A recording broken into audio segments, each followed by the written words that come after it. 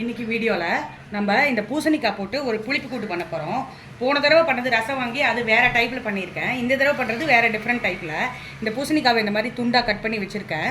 இதில் பார்த்திங்கன்னா கடலைப்பருப்பு ஒரு 3 டேபிள் ஸ்பூனுக்கு வாஷ் பண்ணி க்ளீன் பண்ணி வச்சுருக்கேன். அதில் ஒரு 1/4 டீஸ்பூன் மஞ்சள் பொடியும் போட்டுக்கிறேன்.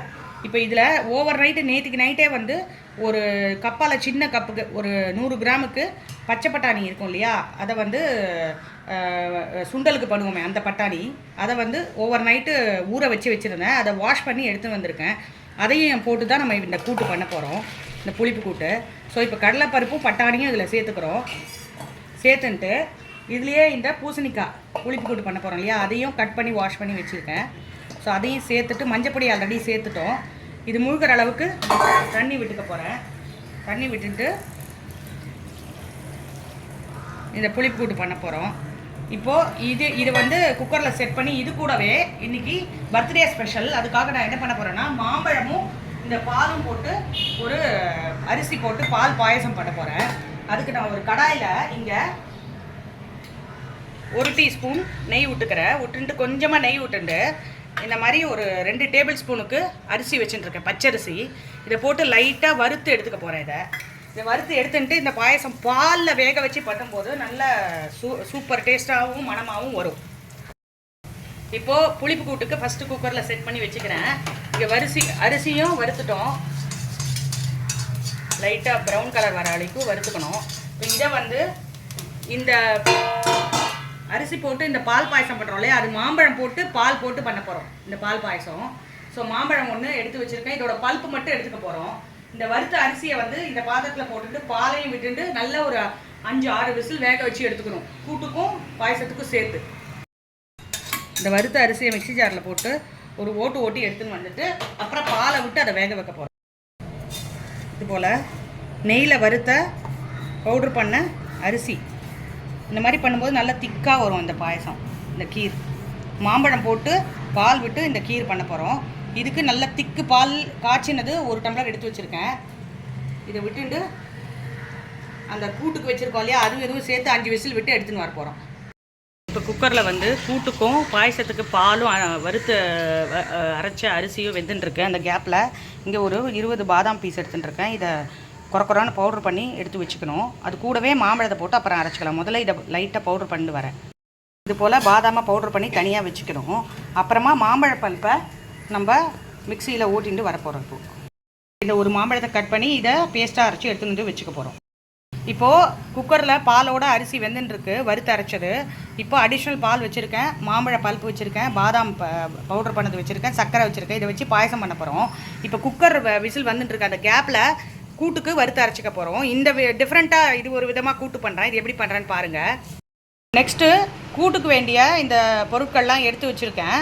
இப்போது நான் 1 டீஸ்பூன் இங்கே நல்லெண்ணெய் வச்சுட்டுருக்கேன். அதில் காரத்துக்கு ஏற்ப நீங்கள் மிளகாய் எடுத்துக்கோங்க. வரமிளகாய் எடுத்துட்டுருக்கேன் 4. அதுலேயே இந்த மாதிரி 2 டேபிள் ஸ்பூன் துவரம்பருப்பு, 1 டேபிள் ஸ்பூன் உளுத்தம்பருப்பு. இதை ஃபஸ்ட்டு லைட் ப்ரௌன் வர வரைக்கும் வறுத்து எடுத்துக்க போகிறோம் கூட்டுக்கு. இந்த மாதிரி துவரம்பருப்பு, உளுத்தம்பருப்பு, மிளகாய் வத்தல், அப்புறம் கடைசியாக நான் தனியாக எடுத்து வச்சுருக்கேன், அதையும் சேர்க்க போகிறேன். இது சேர்த்து இந்த கூட்டு அரைச்சி விட்டு பண்ணும்போது செம்ம டேஸ்ட்டாக நல்லாயிருக்கும்.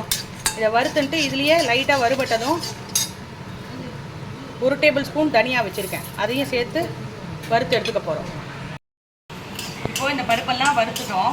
இது கூட நம்ம தேங்காய் போட்டு மிக்ஸி ஜாரில் போட்டு நல்லா பேஸ்ட்டாக இந்த மசாலாவாக அரைச்சி எடுத்துன்னு வர போகிறோம். இதில் பாருங்கள், துவரம்பருப்பு நல்ல வாசனை வர அளவுக்கு துவரம்பருப்பு, உளுத்தம்பருப்பு, மிளகாய் வத்தல், தனியா வறுத்து எடுத்துட்டோம். இந்த மாதிரி அரைச்சி இந்த கூட்டு பண்ணும்போது செம்ம டேஸ்ட்டாக நல்லாயிருக்கும்.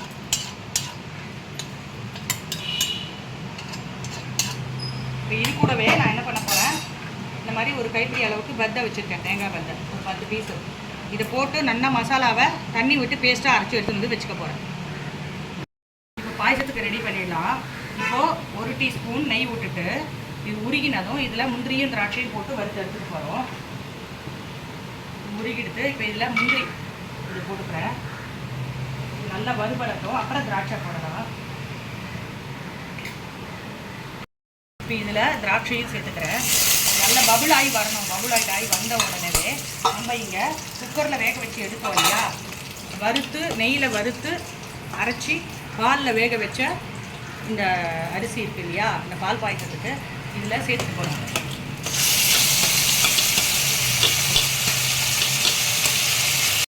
இதில் எடுத்து வச்சுருக்கிற அந்த 1/2 லிட்டர் பாலை அப்படியே விட்டுக்க போகிறோம். விட்டுண்டு இது ஒரு கொதி வரட்டும்.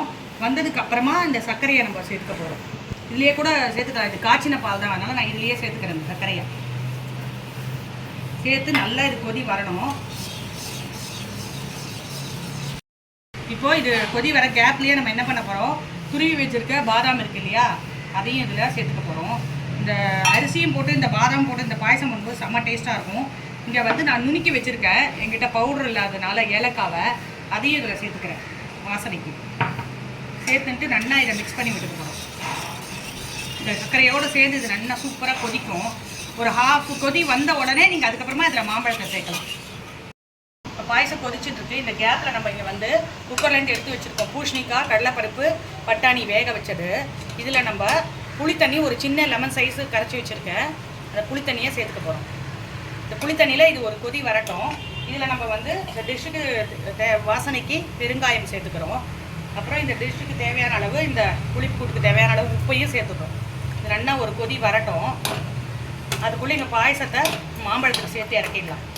இது கொதி வந்ததும் நம்ம என்ன பண்ண போகிறோம், இந்த அரைச்சி வச்சுருக்கிற மசாலாவை அதில் சேர்த்து ஒரு கொதி விட போகிறோம்.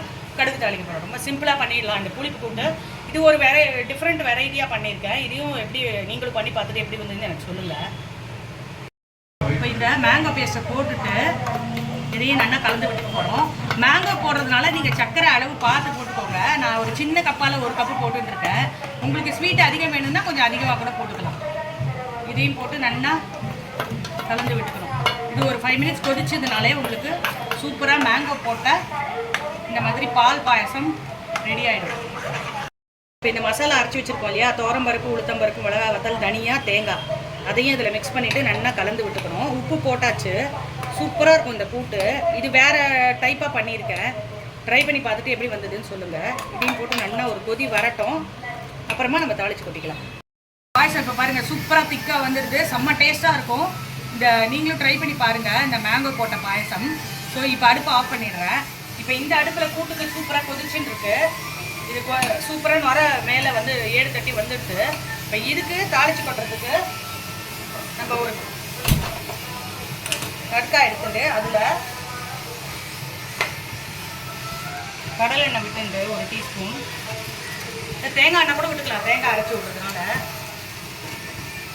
விட்டுட்டு இதில் கடுகு கருவேப்பிலை தாளித்து கொட்ட போகிறோம். இப்போது கூட்டு சூப்பராக 7 தட்டி வந்துடுது. இப்போ அடுப்பு ஆஃப் பண்ணிடலாம். இப்போது இந்த எண்ணெய் காஞ்சிடுது. இதில் கடுகு வெடித்ததும் அதுக்கு கருவேப்பிலை, கொத்தமல்லி சேர்க்க போகிறோம். அதில் கடுகு வெடிச்சிருக்கு. அடுப்பு ஆஃப் பண்ணிடலாம். கருவேப்பிலையும் சேர்த்துட்டு நம்ம இறக்கிடலாம். அவ்வளோதான். இந்த கூட்டில் சேர்த்துட போகிறோம். சூப்பராக இந்த ஜம்முன்னு துவரம்பருப்பு அரைச்சி விட்டு இந்த புளிப்பு விட்டு சூப்பராக ரெடி ஆயிடுச்சு. அவ்வளோதான். சூப்பராக இந்த பால் பாயசம் மாம்பழம் போட்டு சூப்பராக ரெடி ஆகிடுது. நீங்களும் இதை ட்ரை பண்ணி பாருங்கள், எப்படி வந்ததுன்னு எனக்கு சொல்லுங்கள். அதுக்கப்புறம் இந்த புளிப்பு கூட்டு வேறு டிஃப்ரெண்ட் டைப் ஆஃப் இன்க்ரீடியன்ட் போட்டு பண்ணியிருக்கேன். இதுவும் நீங்கள் ட்ரை பண்ணி பார்த்துட்டு எப்படி வந்ததுன்னு சொல்லுங்கள். இது வந்து பூசணிக்காய் புளிப்பு கூட்டு. இது வெயில் காலத்தில் அடிக்கடி சேர்த்துனீங்கன்னா ரொம்ப நல்லது, ஹெல்த்துக்கு, வெயிட் லாஸ்க்கும் நல்லது. இந்த கூட்டு சாதத்துக்கு சாதத்தில் நெய் விட்டு சுட சாதத்தில் இந்த கூட்டு பிசைஞ்சு இந்த அப்பளம் பொரிச்சு இல்லைன்னா வெத்தல் பொரிச்சு சாப்பிடும்போது சூப்பராக இருக்கும். அப்பளம் காய்ச்சி சாப்பிட்டா கூட இதுக்கு ரொம்ப நல்லா இருக்கும். நீங்களும் ட்ரை பண்ணி பார்த்துட்டு எப்படி வந்ததுன்னு சொல்லுங்கள். இந்த வீடியோ பிடிச்சிருந்தா இதுக்கு ஒரு லைக்ஸ் கொடுங்க. இந்த அரோமா சமையல் சேனலை சப்ஸ்கிரைப் பண்ணுங்கள். தேங்க்யூ.